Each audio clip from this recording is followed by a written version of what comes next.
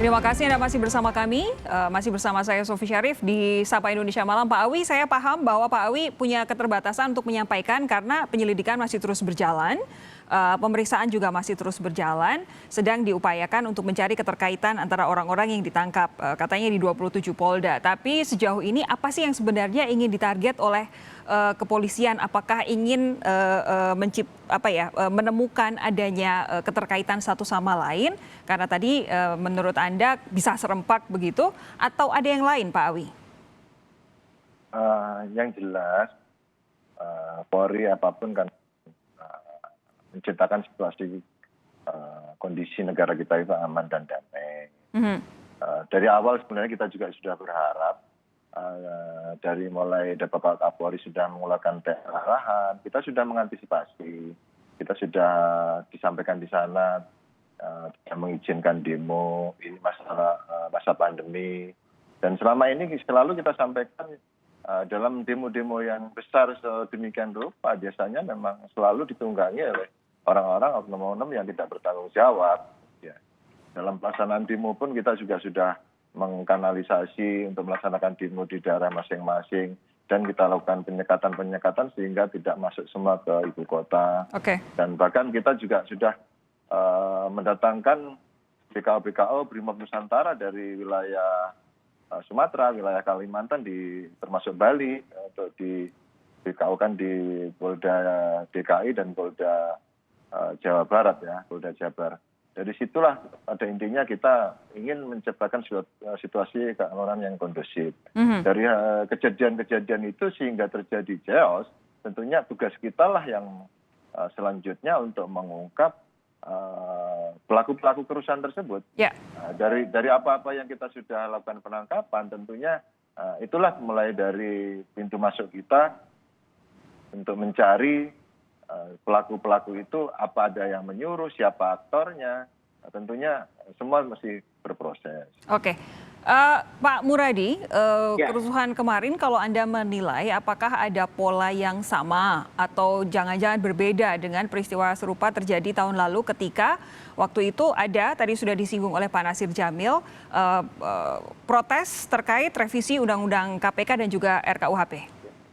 Ya kan kalau di 2019 kan triggernya kan soal itu, yang kedua ada soal ketidakpuasan hasil pilpres ya. Jadi saya kira agak berbeda isu, tapi polanya sama, aktornya sama. Saya kemudian misalnya menemukan beberapa orang yang dulu juga menjadi tanda kutip ya, menjadi operator di lapangan.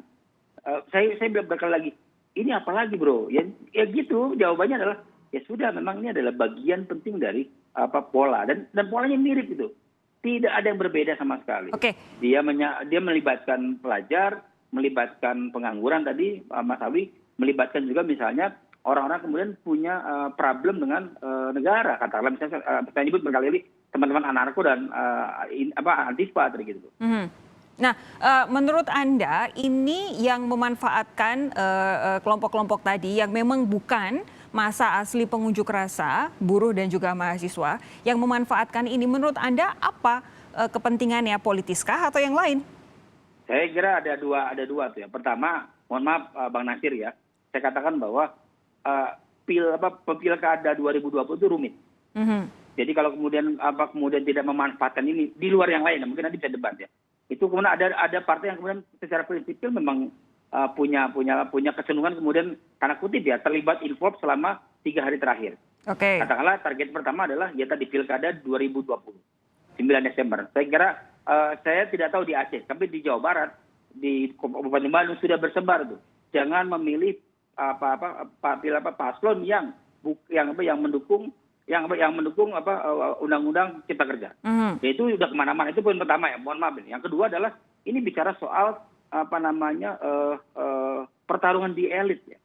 Jadi katakanlah misalnya saya ingin mengatakan bahwa memang terlalu dini, tapi buat saya ini menjadi unik. Kenapa? Karena ternyata pelakunya, aktornya sama, polanya sama. Dan mohon maaf, saya khawatir juga, curiga saya adalah, ini baru curiga nih, ini adalah dananya juga sama.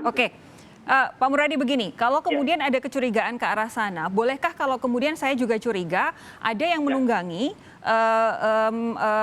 aksi dari buruh dan mahasiswa ini untuk mendelegitimasi gerakannya sendiri supaya dianggap sebagai gerakan yang ricuh, yang rusuh sehingga orang-orang tidak mendengarkan apa yang mereka tuntut? Kalau itu berbanding antara massa yang kemudian datang di 27 provinsi dengan lini massa di media sosial, saya kira terlalu jauh kalau itu. Oke. Menurut saya memang lebih banyak sebenarnya adalah ini sesuatu yang kemudian free battle front ya, di mana kemudian memang masing-masing mengambil keuntungan. Nah, tinggal masalahnya mana yang paling mendapat keuntungan itu. Kalau saya berkali-kali bukan pemerintah yang diuntungkan. Bukan pemerintah ya? Saya khawatir adalah bukan juga buruh. Ini adalah bagian dari skema yang saya kira perlu juga diperdalam. Apakah betul memang misalnya dua partai yang kemarin menolak itu tidak terlibat sama sekali? Atau misalnya betul tidak misalnya, tanda kutip ya enggak, saya harus bilang begitu karena Oke. Bung Nasir masih bersama kami ya. Katanya jangan-jangan dua partai yang kemarin menolak, jangan-jangan tidak ada, masa iya tidak ada kaitannya? Silakan. Iya, ketika kita menunjuk orang sebenarnya 4 jari itu ke diri kita, ya. 1 jari ke orang, 4 jari ke diri kita. Itu yang nggak pernah diingat oleh orang yang suka menunjuk. Nah, kita dukung langkah kepolisian ya untuk mengusut dan menindaklanjuti secara hukum pihak-pihak atau katakanlah para pengunjuk rasa yang membuat onar, yang merusak fasilitas umum, itu harus kita dukung 1000%. Sehingga kemudian nanti bisa ketahuan apakah mereka bergerak secara alami atau ada pihak yang menyuruh mereka. Tapi tolong jangan sampai kemudian kita memblame gerakan buruh dan gerakan mahasiswa. Dan polarisasi yang ada di Indonesia dalam hal-hal politik itu sudah lama, bahkan sejak Pilpres kemarin sudah terjadi.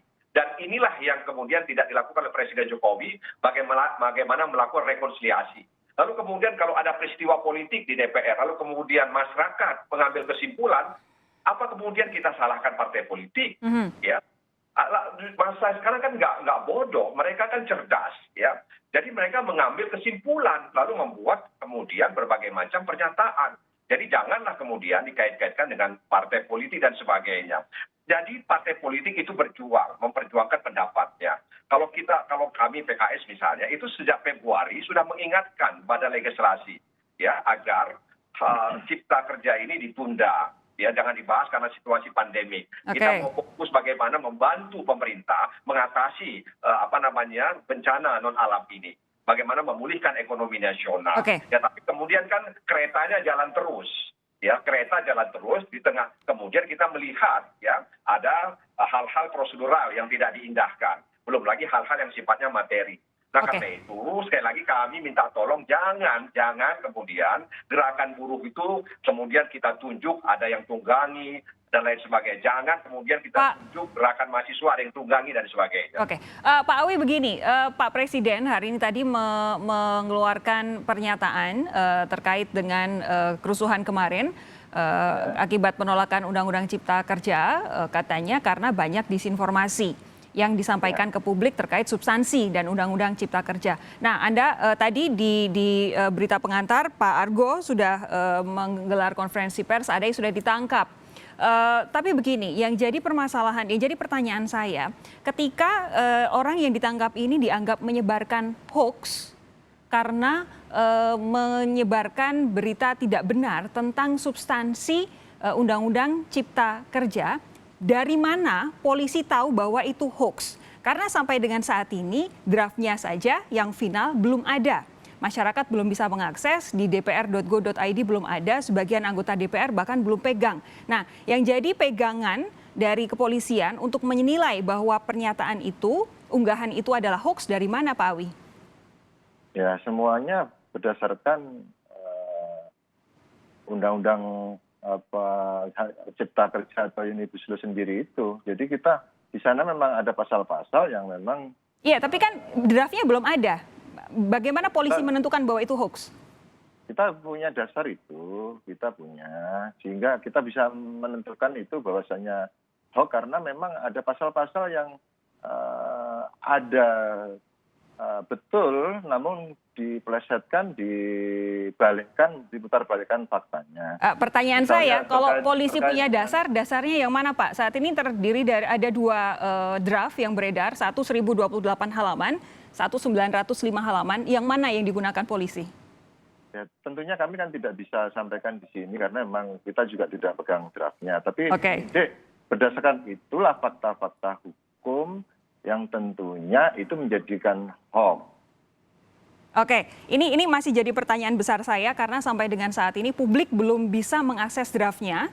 Draftnya belum juga banyak anggota DPR belum punya, masih disimpan untuk diperbaiki typo-typo katanya sebelum nanti dikirimkan ke Presiden. Jadi nanti ini kami butuh penjelasan lebih lanjut dari mana membandingkan antara apa yang diunggah dengan hoax.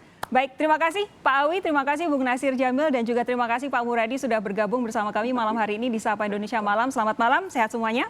Malam. Pak Nasir, Pak Awi. Terima kasih Pak Muradi, Mas Awi. Mari. Assalamualaikum. Pak Nasir.